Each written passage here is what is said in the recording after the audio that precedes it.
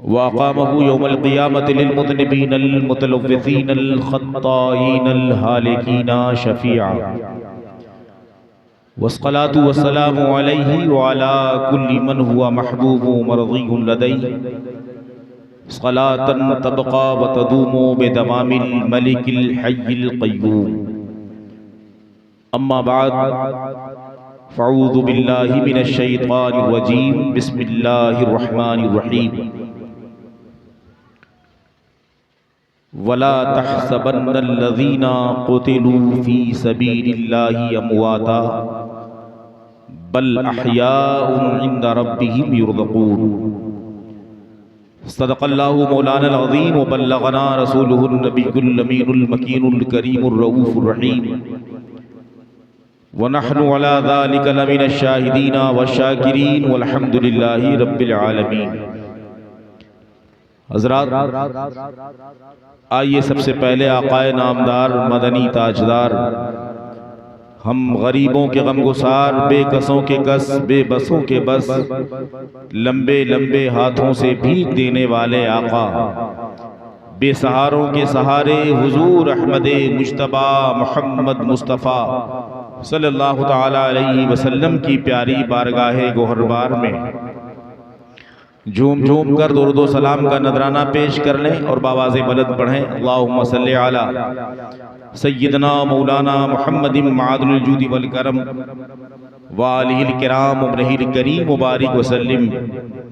صلاۃ و سلاما علیک یا رسول اللہ صلی اللہ تعالی علیہ وسلم. حضرات، ہماری اور آپ کی یہ مشترکہ سعادت مندی ہے کہ اللہ رب العزت نے ہمیں دولت ایمان سے سرفراز فرمایا اور مذہب حق، مذہب اہل سنت، جس کی صحیح ترجمانی اس وقت مسلک اعلیٰ حضرت سے ہوتی ہے، اس مذہب کا پیروکار بنایا اور اپنے محبوبوں سے محبت کرنے والا بنایا. اور آج سرکار مصطفیٰ صلی اللہ تعالی علیہ وسلم کے پیارے نواسے اور ان کے رفقا شہداء اسلام کی بارگاہ ناز میں خراج عقیدت پیش کرنے کے لیے اس محفل پاک میں ہمیں اور آپ کو شرکت کی سعادت سے سرفراز فرمایا. حضرات، کافی دیر سے آپ اس محفل نور میں تشریف فرما ہیں.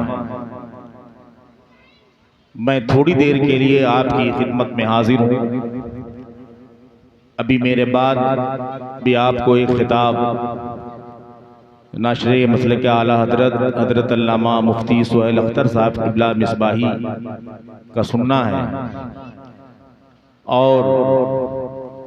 مسرت بالائے مسرت یہ ہماری اور آپ کی خوشبختی کہ آپ کی اس بستی میں ابھی تھوڑی دیر میں اولاد رسول، آل رسول، وارث جبہ مولائے کائنات حضرت علامہ الحاج شاہ سید حسان بن نور واسطی دامت برکاتہم القدسیہ مسولی شریف کی آمد ہونے والی ہے. آپ ان کے قدوم میمنت لزوم سے ابھی شرفیاب ہوں گے، اور یہ آپ کی سعادت مندی ہوگی کہ ان کے رخ پاک کی زیارت سے اپنے آپ کو مشرف کریں گے اور آل رسول کی قدموں کے برکتوں سے انشاءاللہ خوب مالا مال ہوں گے. آپ حضرات اطمینان کے ساتھ بیٹھیں اور انتظار میں آپ بیٹھ کر اور مزید برکتیں حاصل کریں کہ ایک بڑی شخصیت پروقار ذات کے انتظار میں آپ بیٹھے ہوں تو اللہ رب العزت اور سعادتوں سے آپ کو نوازے گا. اور اس محفل پاک میں بیٹھ کر اگر آپ محظوظ ہوتے رہیں گے تو اللہ رب العزت انشاءاللہ دارین کی نعمتوں سے مالا مال فرمائے گا. لائق مبارکباد ہوں نوجوان بچے جنہوں نے آج شناخت کے لیے اپنے سروں پر دستار بھی سجا رکھی ہے، کہ اللہ رب العزت نے انہیں اس عمر میں یہ حوصلہ اور سعادت بخشی کہ انہوں نے دوسروں کے لیے لائے حمل تیار کیا کہ سب لوگوں کو اسی طرح جماعت حسینی میں شریک ہو کر اور ایک منظم ٹیم بنا کر دین و سنت کا کام کرنا چاہیے، اور نیک محفلوں کا انعقاد کر کے خود بھی محظوظ ہونا چاہیے اور دوسروں کو محظوظ کرنا چاہیے۔ اللہ رب العزت ان بچوں کے حوصلوں کو سلامت رکھے اور انہیں دارین کی نعمتوں سے مالا مال فرمائے، حاسدوں کے حسد، شریروں کے شر اور ظالموں کے ظلم سے انہیں محفوظ و مامون فرمائے، اور خلوص الہیت کے ساتھ اسی طرح ان سے دین متین کا کام لیتا رہے اور انہیں نیک عمل کا پیکر بنائے۔ ایک بار اور درود پاک پڑھ لیں، اللہم صلی علی سیدنا و مولانا محمد معادل الجود والکرم وعلی الکرام ابنہ الکریم مبارک وسلم صلاۃ و سلاما علیک یا رسول اللہ صلی اللہ تعالی علیہ وسلم۔ اعلیٰ حضرت عظیم البرکت مجدد دین و ملت مخدوم اہل سنت بارگاہ رسالت میں نغمہ سراں ہیں، اور میرے آقا سرکار مصطفیٰ صلی اللہ تعالی علیہ وسلم کے سراپا اقدس آپ کے جسم اطہر کا نقشہ کھینچتے ہوئے گنگناتے ہیں کہ اے مسلمانوں، اگر تم تصورات میں اپنے آقا کے جسم پاک کا نقشہ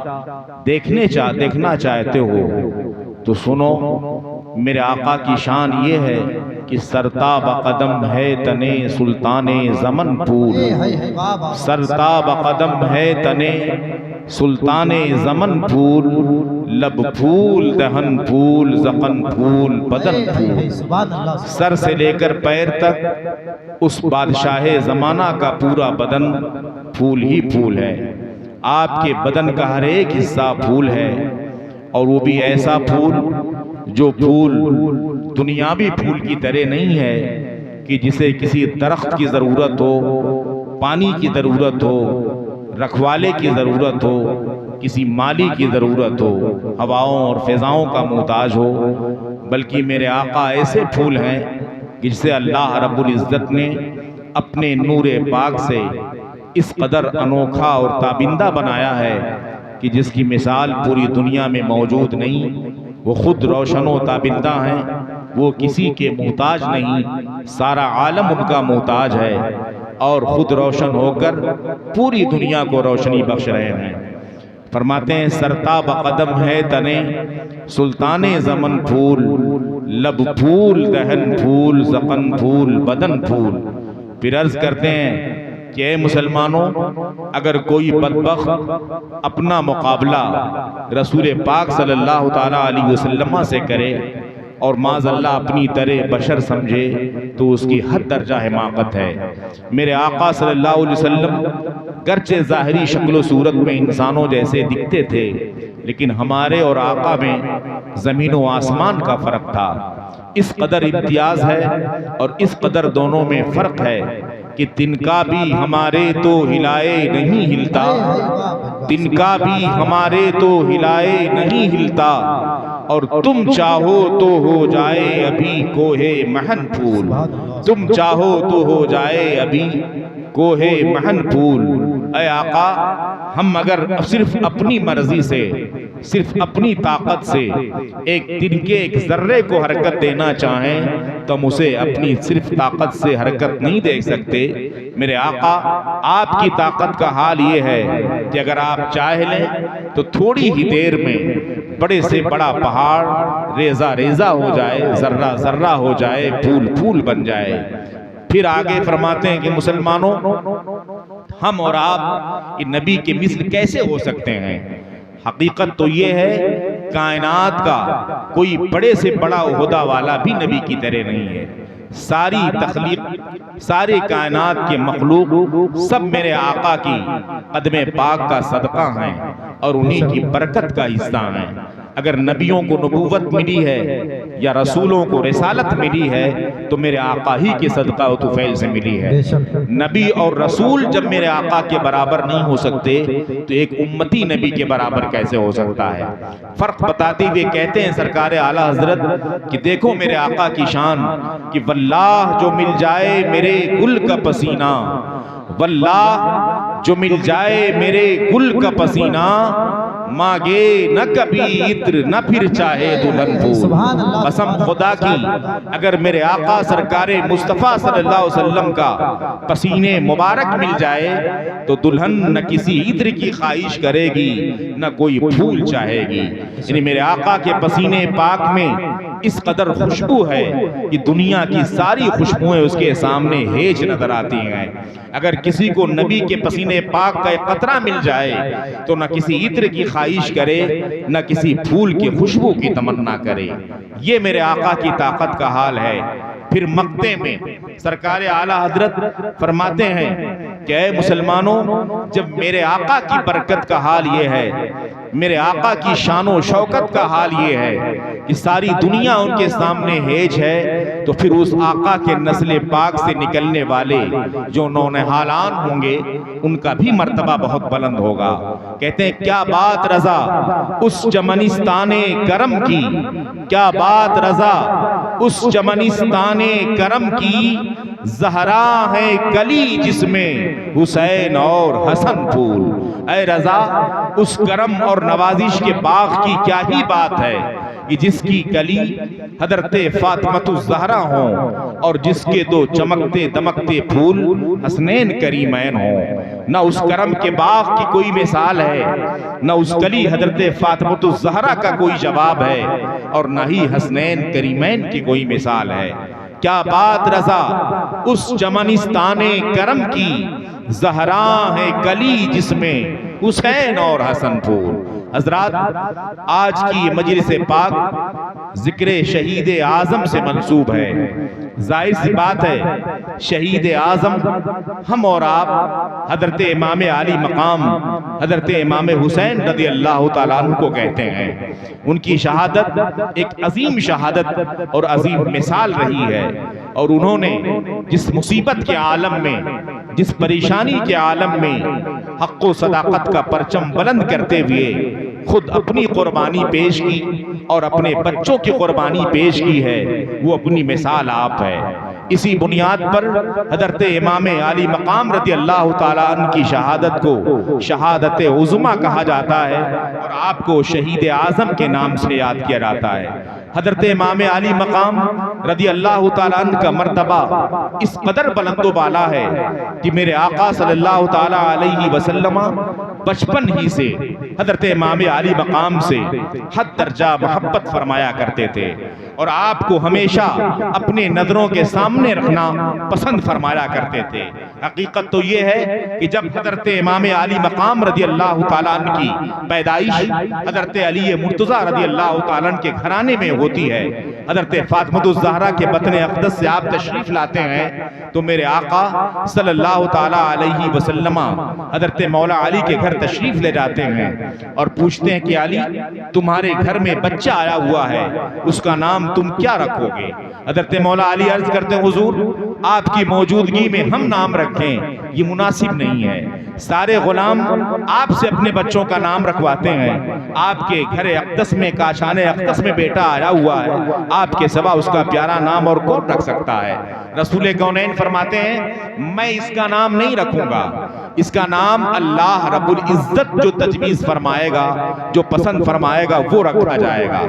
زمینی نام اس کا نہیں ہوگا، آسمانی نام اس کا رکھا جائے گا۔ چنانچہ حضرت جبریل امین تشریف لاتے ہیں، اللہ رب العزت کی طرف سے بھیجے جاتے ہیں، جبریل امین رسول پاک کی بارگاہ میں تشریف لاتے ہیں، بارگاہ رسالت میں آداب بجا لانے کے بعد